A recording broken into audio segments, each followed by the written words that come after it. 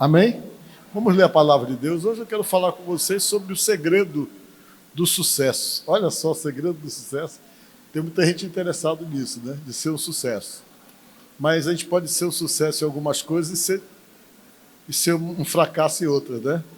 O sucesso que Deus promete para nós é vida bem-sucedida e é muito mais abrangente, né? Que às vezes o sujeito pode ser uma pessoa de extremo sucesso, um cantor de extremo sucesso, vamos dizer assim, né? Mas é um pai fracassado, é um marido que não consegue realmente trazer uma boa influência para o seu lar. Enfim, a gente pode ser sucesso de uma coisa e fracasso de outra. E a proposta de Deus é sucesso em tudo. Amém? Vamos ler juntos? Isso aqui é um conselho que Deus deu para alguém. Vamos juntos, vamos lá. Tão somente ser forte e muito corajoso para teres o cuidado de fazer segundo toda a lei que meu servo Moisés te ordenou. Dela não te desvies, nem para a direita, nem para a esquerda, para que sejas bem-sucedido por onde quer que andares. Amém? Tem mais ainda. Não cesses de falar deste livro da lei, antes medita nele dia e noite, para que tenhas cuidado de fazer segundo quanto nele está escrito. Então farás prosperar o teu caminho e serás bem-sucedido. Amém? Conselho legal, né? Podemos assentar, irmãos? Eu quero conversar com você um pouquinho sobre isso e por que Deus teve que passar essa orientação para esse rapaz. Amém? Eu acho que existe um momento na vida da gente que a gente é muito inseguro, né? A insegurança, ela faz parte da vida da gente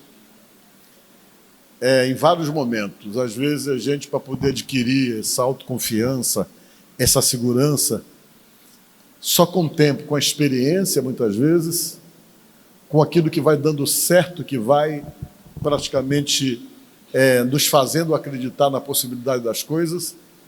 E às vezes nós somos muito medrosos mesmo, e por conta do nosso medo, a gente não consegue avançar em nada, porque a gente não consegue acreditar em nós mesmos, acreditarmos que a bênção de Deus é com a gente, que Ele vai com a gente, que as coisas tornam-se possíveis, porque Ele está em parceria com a gente. E às vezes a gente diz que Deus está com a gente, mas a gente não tem essa segurança. Na primeira situação de confronto, a gente recua, desanima, acha que não dá, e fraqueja, e se acovarda. E às vezes Deus não tem como fazer alguma coisa em nós, sem que primeiro Ele trabalhe na vida da gente, para nos mostrar o quanto nós somos capazes de realmente conseguirmos, desde que Ele esteja ali, praticamente gerenciando as coisas. E uma das coisas que Deus gosta de fazer é gerenciar a vida da gente. Quando eu digo gerenciar, não quer dizer que Deus vai fazer as coisas para você, mas Ele vai te orientar e vai dirigir você para que você faça, e o resultado disso é que Ele vai estar na frente para poder administrar as coisas e ajudar as coisas para que você chegue lá com a sua capacidade, com realmente a inteligência que você tem. Deus só vai aprimorar isso e vai estar junto com você. Se você não se esforçar, Deus não vai fazer você viver de milagre. Ele não vai fazer com que as coisas aconteçam sem você se preparar para aquilo e confiar que Ele vai estar junto para poder criar a possibilidade das coisas. Então sempre tem uma parte que você pode fazer e que você deve fazer. Se você não faz a sua parte, Deus nunca faz as duas partes. A parte dele completa na sua vida aquilo que você não pode fazer, mas as coisas que você pode fazer, Deus nunca vai fazer para você. Ele vai preparar você para que você faça. Por isso é importante a gente se colocar nas mãos de Deus, mas conseguir. Eu quero isso. O que é que eu tenho que fazer para conseguir aquilo? Tenho que estudar? Então eu vou estudar. Aí você estuda e na hora Deus de alguma forma vai estar contigo criando possibilidade porque você fez a sua parte. Aí você consegue atingir determinados objetivos. Mas Deus não gosta quando a gente se acovarda, que a gente tem medo. Que você vai para uma batalha e antes de enfrentar a batalha você nem lutou, você já está se dando por derrotado. Isso é uma coisa que incomoda a Deus. E essa passagem, ela se refere mais ou menos a isso. A Bíblia diz que Moisés chegou e chamou 12 homens. Disse, olha, tem uma terra aí que nós vamos dominar ela, que é a terra prometida, a nossa terra, que Deus prometeu, e eu preciso que vocês 12 aqui, ele escolheu os 12 das 12 tribos, que vocês dêem uma entrada lá, fique lá pelo meio e olhe essa terra para ver se ela é boa mesmo, para ver quem é que está habitando lá, para ver quais são as possibilidades de nós irmos e tomarmos esse lugar. A terra já era deles, só que durante o período do Jacó, que o José foi para o Egito, eles acabaram saindo de lá dessa terra que Abraão tinha dado para todos eles. E eles ficaram 400 anos no Egito. Quando eles voltaram, a terra estava totalmente dominada. Moravam lá muita gente. Moravam lá os Jabuseus, os Amorreus, os Heteus, os Cananeus. Dominaram a terra todinha e eles chegaram para dominar a terra que era deles e tiveram a surpresa de que estava tudo ocupado. O pessoal invadiu. E como Deus havia dito que estava devolvendo para eles a terra que tinha prometido a eles em promessa a Abraão, eles voltaram e a vinda deles para aquele lugar já foi pautada em milagre. Começou lá quando Deus realmente usou Moisés para poder peitar o faraó, que era na época o homem mais poderoso da terra. Deus deu um jeito, tirou eles, usou Moisés, veio trazendo, entrando na terra, e quando chegou na terra, tinha um monte de povo ocupando, eles começaram a ganhar batalhas, as batalhas começaram a ser garantidas para eles, porque Deus estava com eles, eles entravam com aquela disposição, Deus abençoava, e eles iam conquistando a terra, aos poucos, de acordo com a vitória que Deus ia dando. Isso demorou 40 anos, e os 40 anos que demorou porque eles desobedeceram muito, eles eram muito inconstantes. Uma hora eles estavam com Deus, outra hora eles recuavam, outra hora eles estavam realmente felizes porque Deus estava dando uma terra prometida para eles, outra hora eles estavam reclamando, mas se eu tivesse ficado como escravo no Egito. Isso incomodava muito Deus. Essa inconstância chateava Deus. Em alguns momentos Deus pensou em romper, disse, não vou parar, não dá mais. Esse pessoal reclama muito, esse pessoal murmura muito, esse pessoal nunca está satisfeito com nada, eu vou sair da parceria. O Moisés corria lá e dizia, não, Senhor, não faz isso não, não sai, por favor. E o Moisés implorava para que Deus não saísse da parceria. Aí Deus ficava, tá bom, vamos ficar. Mas o pessoal reclamando, fazendo besteira, desagradando Deus, se envolvendo com deuses estranhos. Teve um momento que Moisés demorou falando com Deus na montanha. Quando Moisés desceu da montanha, o pessoal já estava rodando com um boizinho chamado Barrica lá, fazendo uma ó barulheira lá, que o Moisés chegou. E aí, o que é isso? Está lá na Bíblia. Só que o boi não era Barrica, é o que estou dizendo. Veja bem uma coisa. Aí estava lá todo mundo com um boizinho lá, dançando com boi. O Moisés, Deus disse, olha, não dá não. Vou acabar com todo mundo, Deus falou. O Moisés, não, Senhor, acaba comigo. O Moisés colocou a vida dele a prêmio, mas tem paciência com esse pessoal aí, Senhor. E Deus está bom, vou ter paciência com ele. O pessoal não era fácil. Esse boizinho que eles adoravam, que eles estavam envolvidos, é um boi chamado Moloque. Era o simbolismo desse Deus, entre aspas, chamado Moloque, que era uma imagem de um boi, de um touro, e a forma de adoração para esse Deus era uma forma que Deus abominava, era muito cruel. Eles matavam crianças para poder oferecer para essa entidade que tinha a cara de um boi, a cara de um touro. Eu acho até que deve ter alguma foto do Deus Moloque aí, só para você entender por que Deus se chateou. O pessoal, de repente, estava largando Deus para começar a fazer oferenda para Moloque. Moloque é de onde vem a palavra, que deriva a palavra moleque.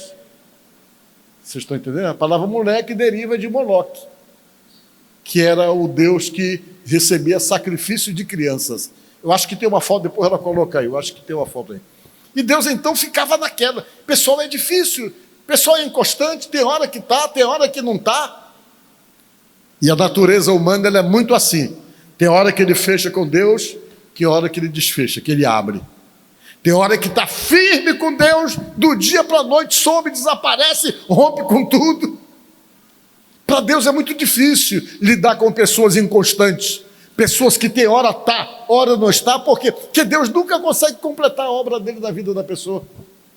Quando ele está começando a fazer uma obra, que ele está completando uma obra, porque às vezes fazer a obra na vida de um ser humano, às vezes é difícil. Tem ser humano que só a longo prazo, tem ser humano que é a médio prazo, tem uns que a pequeno prazo Deus resolve logo, em curto prazo. Mas cada pessoa Deus tem um tempo para trabalhar. Tem gente que tem a casca tão grossa que Deus não consegue completar a obra logo não.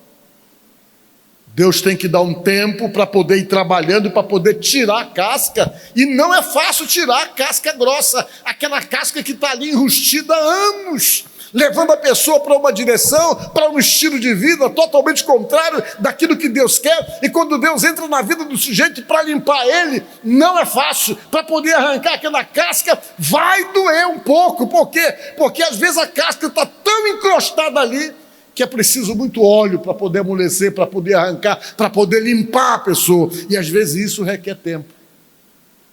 Pedro demorou para Deus poder completar a obra da vida dele.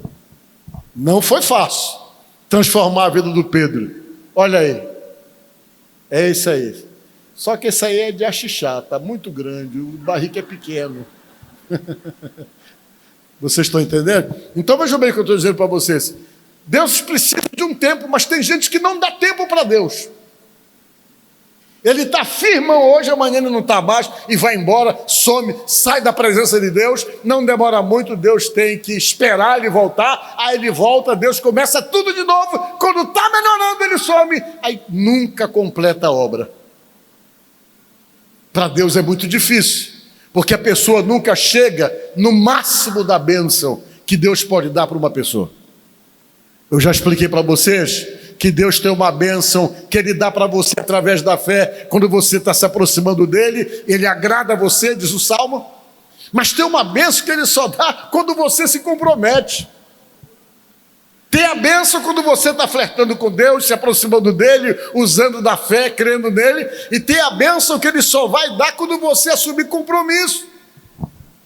Uma coisa é você flertar com Deus, outra coisa é você casar com Deus. O Salmo diz, agrada-te do Senhor e Ele satisfará os desejos do teu coração. Quando você se agrada dEle, que começa aquele namoro com Deus, Ele já começa a te dar bênção, a realmente conquistar o teu coração. Mas o verso seguinte diz, entrega teu caminho ao Senhor, confia nele e o mais Ele tudo fará. Diga glória a Deus. Você começa numa aproximação, depois Deus diz, você quer ficar comigo? Quer mesmo? Então faz uma entrega aí. E o sujeito entrega. Aí quando ele faz a entrega, diz o Salmo, que tudo ele vai fazer, já não tem limites naquilo que ele pode fazer, quando que há somente a aproximação, aquele flerte com Deus, existe limite do que ele pode dar.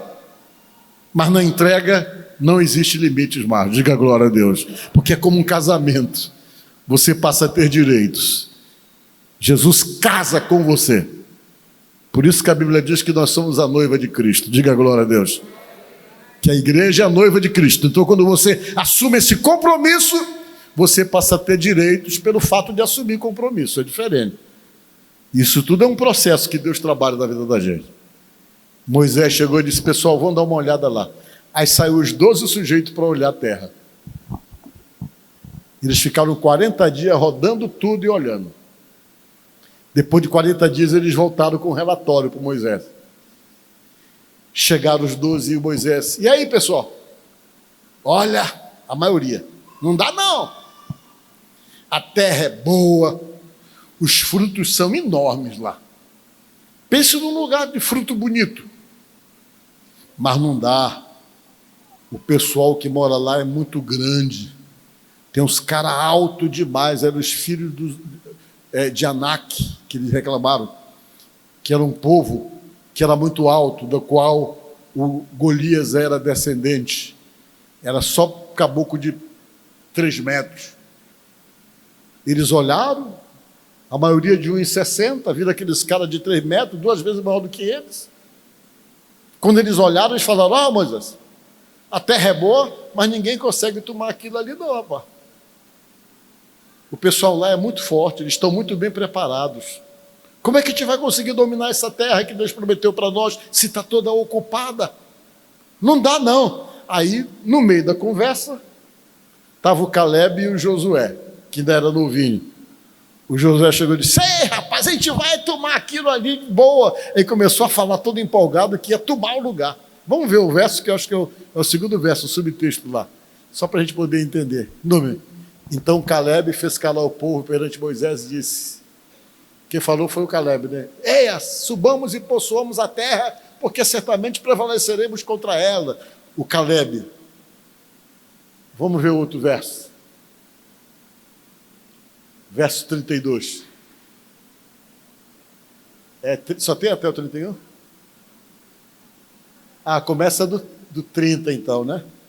Então coloca o 30 para mim, por favor. Lá. Então Caleb fez calar o povo perante Moisés e disse: subamos e possuamos a terra, porque certamente prevaleceremos contra ela. Verso 31. Porém os homens que com ele tinham subido disseram: não podemos subir contra aquele povo, porque é mais forte do que nós. E diante dos filhos de Israel, infamaram a terra que haviam espiado, dizendo: a terra pelo meio da qual passamos a espiar é terra que devora os seus moradores, e todo o povo que vimos dela são homens de grande estatura. Também vimos ali gigantes, os filhos dos Anaques.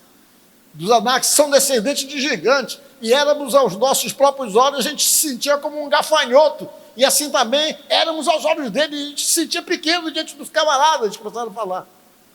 Verso seguinte: levantou-se, pôs toda a congregação e gritou em voz alta, e o povo chorou aquela noite. O pessoal começou a chorar porque eles acharam que não tinham como tomar conta da terra prometida. Eu acho que o verso fala alguma coisa mais, né?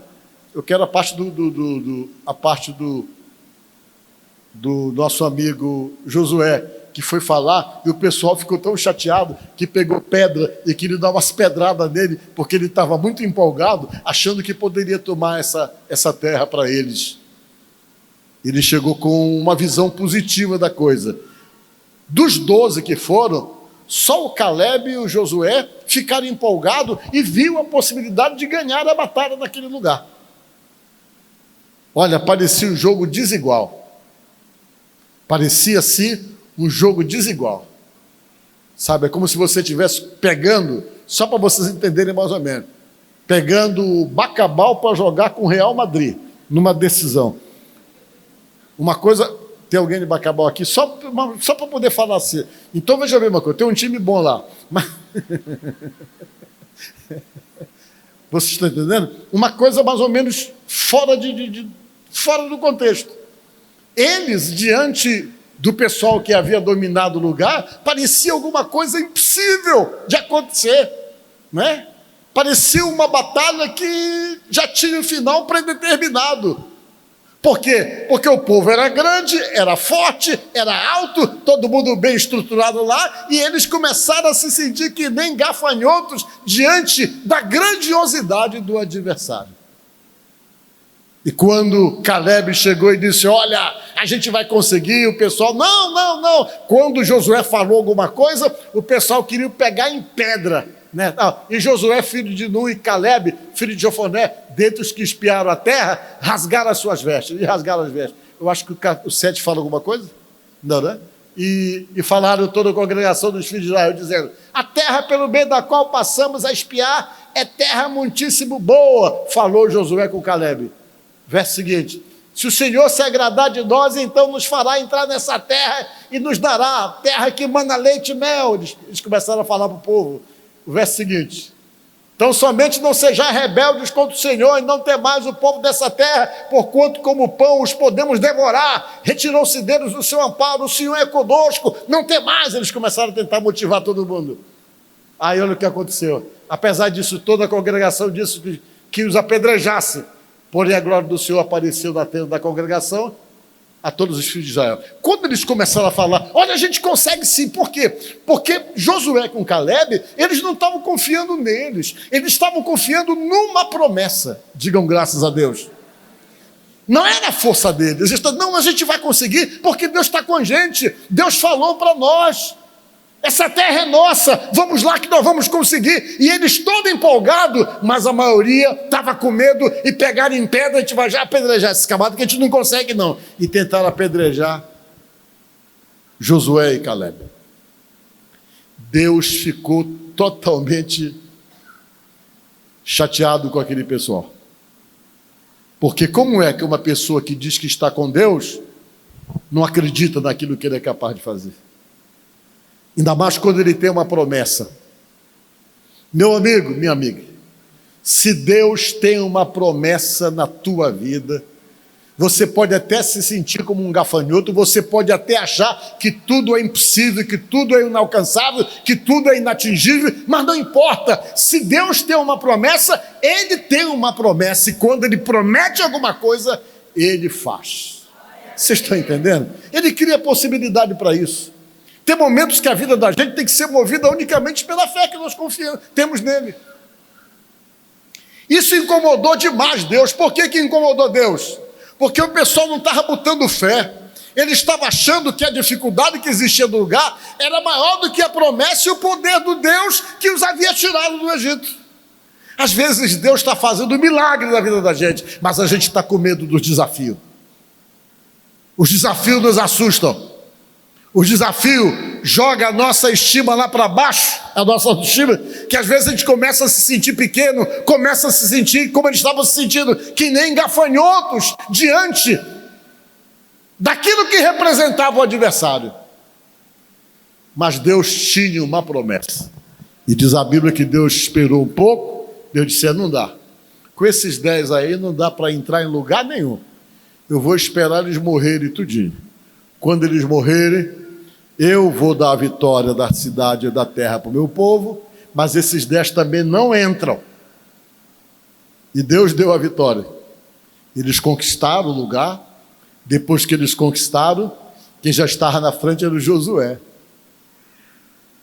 E somente daqueles que foram olhar a terra, só 2 entraram na terra que Deus havia prometido: Josué e Calebe.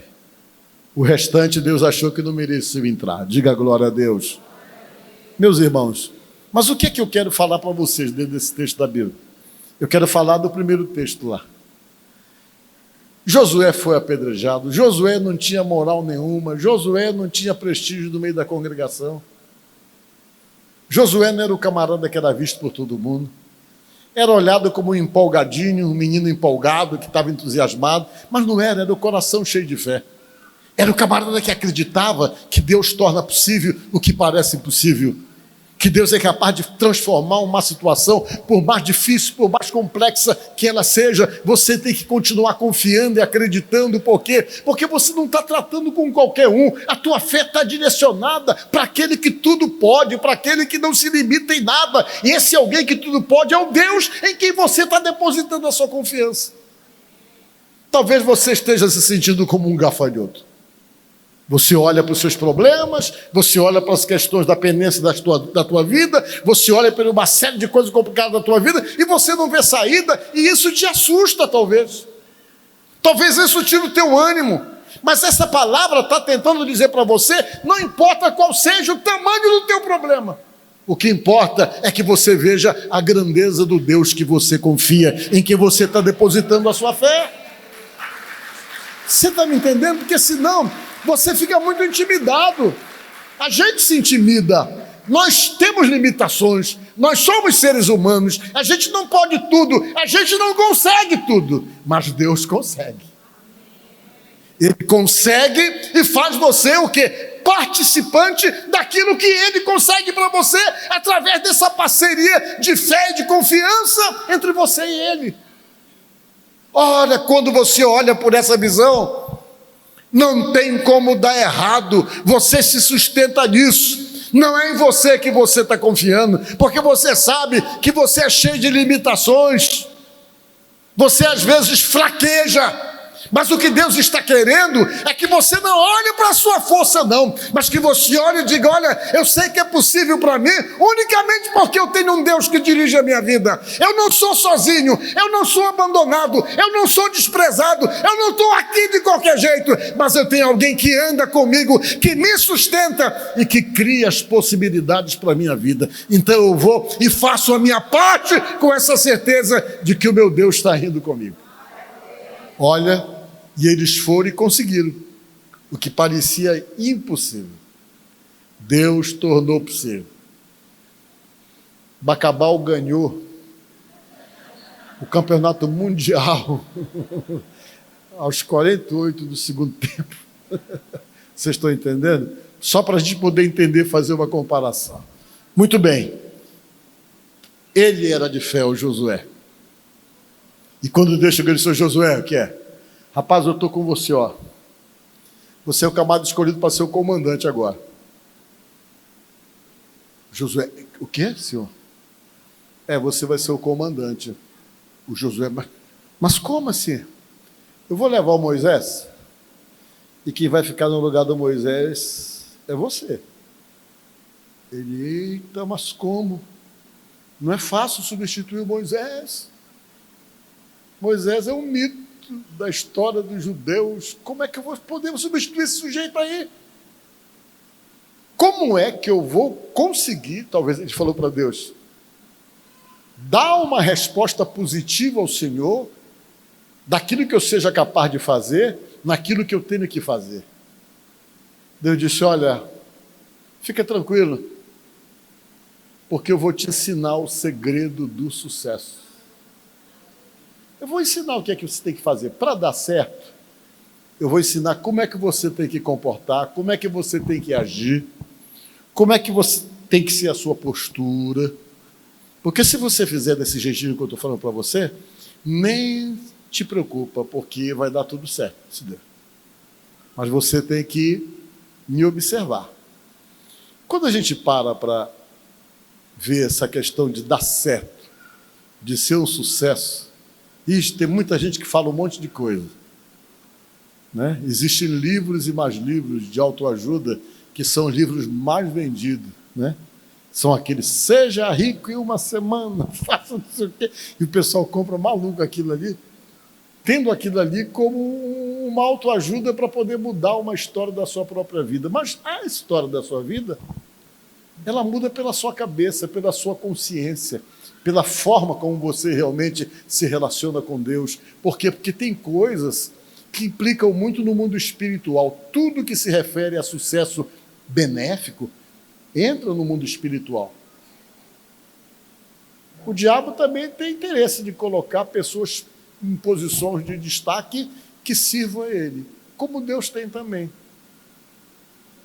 O inimigo trabalha, se pensa que o inimigo não trabalha. E Deus chegou e disse: Josué, o que você vai fazer é o seguinte: para você realmente dar certo e fazer um trabalho igual ou melhor do que o rapaz que você vai substituir, a primeira coisa que você precisa é o quê? Ser forte. Meu irmão, se você tem uma posição dessa como a dele aqui, que era uma posição de liderança no meio de um povo, é muito complicado. Você não vai ter 100% da aprovação, você não vai conseguir agradar gregos e troianos, vai ter gente que vai falar mal de você, vai ter gente que vai te jogar para baixo, vai ter gente que vai inventar história, vai ter gente que vai te criticar, vai ter gente que vai fazer de tudo para você desanimar. E se você quer chegar no lugar que Deus quer te colocar, deixa falar o que quiser falar. Seja forte, diga glória a Deus. Só tem que ser forte. Porque se você for forte, você não quebra, você não arreia, você não desaba. Você, como eu preguei um dia desse aqui, existe uma diferença que eu falei para vocês aqui de uma última pregação, entre autoestima e a outra coisa, você lembra qual foi? Autoestima e autoconfiança. A diferença da autoestima e da autoconfiança é essa, que a autoestima, você precisa estar sendo validado pelas pessoas constantemente. Alguém tem que estar falando alguma coisa de positivo para você se sentir motivado e forte. Alguém diz: vai lá que tu é forte mesmo, tu consegue, aquela coisa toda. Aí você: é mesmo, fulano falou que eu sou. E aquela palavra motiva você vai. E tem gente que só pega no tranco assim quando alguém elogia ele, quando alguém fala alguma coisa boa sobre ele. Esse é um caminho perigoso, por quê? Porque o dia que alguém falar contrário daquilo, você vai se sentir incapaz, vai se sentir fraco e sem condições, já que você precisa ser validado pela informação dos outros, por aquilo que as pessoas falam. A autoconfiança em Deus, ela é diferente. você sabe que Deus é contigo. Fale o que quiser falar de negativo, mas para você não importa. Por quê? Porque você entende que na tua vida nunca é coincidência, é Jesus-cidência. Amém? Você sabe que é Deus que age. É diferente. Vocês lembram do Davi? Todo mundo dizendo, mas rapaz, começou pelos irmãos dele. Rapaz, tu gosta de ver sangue. Tu vem para cá para estar olhando sangue. Como que tu vai enfrentar o Golias? Tu tem na condição de enfrentar o Golias? Não, mas eu vou. Aí chegou, todo mundo ficava rindo. O pessoal olhava e dizia, mas como? Não tem condição. Comandante da guarda, deixa ele ir mesmo, que não tem ninguém para poder levantar o moral da tropa. Ele vai lá e morre como herói. Mas ninguém acreditava nele, nem o Golias. Golias, quando viu ele, disse, rapaz, tu vem brigar comigo, eu vou acabar contigo, eu vou te matar, eu vou acabar com você. Só que ele não tinha esse tipo de motivação para poder se sentir forte. Porque se ele fosse esperar a validação dos outros para aquilo que ele precisava fazer, ele não tinha nem chegado naquele lugar, porque todo mundo jogou ele para baixo. Ninguém acreditava nele. Até o Golias chegou e disse, eu vou te matar, rapaz. Ele nem ligou. Por quê? Porque ele não vivia, ele não precisava da validação de ninguém. Não preciso do elogio de ninguém, não preciso que ninguém diga para mim que eu sou bom. Eu sei quem eu sou, eu tenho autoconfiança, eu estou com Deus, eu sei que Deus está comigo, então quem sabe do valor que eu tenho sou eu com o meu Deus. Diga glória a Deus. Se alguém disser que eu sou fraco, se alguém disser que eu não sou inteligente, se alguém disser que eu não sou capaz, é problema deles, porque eu sei quem eu sou e eu sei quem está comigo. Isso ficou claro na maneira como ele falou para o Golias. Olha, Golias, o Golias começou, vou te matar, não só acabou para ti, vou te espedaçar. Olha, ele falou para o Golias, tu vem contra mim com espada, com lanças, mas eu vou contra ti em nome do Senhor dos Exércitos, aquele a quem tu tens desafiado, e fica sabendo que hoje o Senhor te entregou nas minhas mãos. Autoconfiança, porque ele sabia que Deus era com ele, ele sabia que aquela vitória não era porque ele era bom, mas ele sabia que o Deus tinha dado para ele uma estratégia, ainda que ele fosse inferior, fisicamente falando, mas Deus deu uma estratégia. E quando Deus te dá uma estratégia, não tem como dar errado, diga glória a Deus. Então você tem que ser forte. Primeira coisa é ser forte. Depois é o seguinte, ser corajoso. Porque se existe uma coisa que Deus não gosta, é do caboclo covarde, que recua, que tem medo. Olha só o que diz lá em 2 Timóteo. Acho que é 2 Timóteo ou 1 Timóteo. Só para você, a visão de Deus com a gente, olha como é. Deus entende assim. Vamos ler junto? Pois Deus não nos deu espírito de covardia, mas de poder, de amor e de equilíbrio. Amém? Quando Deus age na tua vida, o Espírito dele já capacita você nessas coisas. Poder, dunamis, força, dinamite. Vocês estão entendendo? Que é a palavra original do grego, dunamis, que vem de dinamite. Vocês estão entendendo? E ele está dizendo que Deus dá espírito de poder, não é de medo. Não tenha medo. O gigante pode ser até maior do que aquele lá dos filisteus. Pode ter 30 metros, mas não importa. O Deus que você tem, ele sempre é maior do que os obstáculos, você tem que confiar nisso. Deus não deu espírito de covardia para você. Se a porta está se abrindo, vá confiando, entre na disputa, saiba que Deus está ali para poder tornar possível o que parece impossível para você. Amém? Vamos ver. Voltar para lá, para a gente terminar essa pregação aqui. De poder, ser forte, seja corajoso, para teres cuidado de fazer o quê? Segundo a lei e a palavra. Ter uma orientação. Você não pode ir de orelhada. Deus está dizendo que a lei dele, que é a palavra dele, que seja uma das influências sobre você, nas decisões e na direção que você tem que tomar.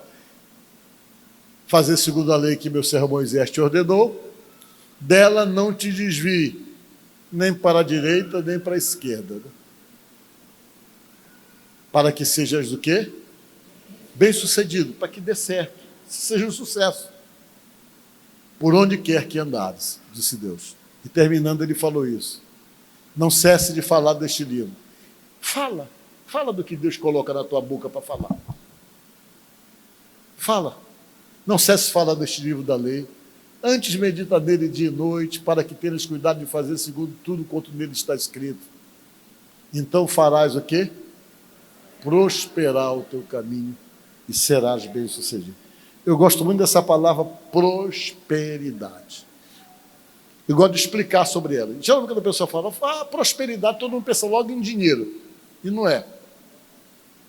Prosperidade significa ausência de necessidade. Diga glória a Deus. E o que você tem necessidade não é só dinheiro. Às vezes você tem dinheiro, mas não tem outras coisas. Vocês estão entendendo? Que o dinheiro não resolve tudo. Às vezes só tem o dinheiro. Tem gente que não tem nada, só tem o dinheiro. Mas a prosperidade da visão de Deus é a ausência da necessidade. É quando Deus faz você não ter necessidade espiritual, é quando Deus faz você não ter necessidade emocional, é quando Deus faz você não ter necessidade nas suas relações familiares, é quando você não sente falta das coisas, que está suprido, como você está tendo paz, Deus está contigo, Deus está ali te dirigindo, e você percebe que a tua vida ela está suprida em todas as áreas que são fundamentais, principalmente aquelas que estão diretamente ligadas à tua alma, porque você pode ter muito dinheiro, mas se você não está bem com você mesmo, se você não está realmente sustentado na sua alma, não está em paz, tem gente que dá um tiro na cabeça com todo o dinheiro que tem. Então a gente precisa ter essa prosperidade, a ausência da necessidade, que Deus vem e começa a suprir cada necessidade que você tem, que a sua alma tem. Deus vai sendo o Deus da tua vida e cuidando de você. Amém? Então, baseado pelo que diz a palavra, é isso. Fazer a nossa vida bem-sucedida. Que Deus, o Deus da Bíblia, o Deus de Josué, possa trabalhar na minha vida, na tua vida, e fazer você bem-sucedido. Seja familiarmente falando, seja profissionalmente falando, naquilo que você faz, nas convivências que você tem, que você seja uma pessoa realizada, que isso é o sucesso. E essas coisas são promessas de Deus, quando a gente de fato observa essas coisas e deixa Ele tomar o comando da vida da gente. Amém? Que Deus te abençoe no nome de Jesus.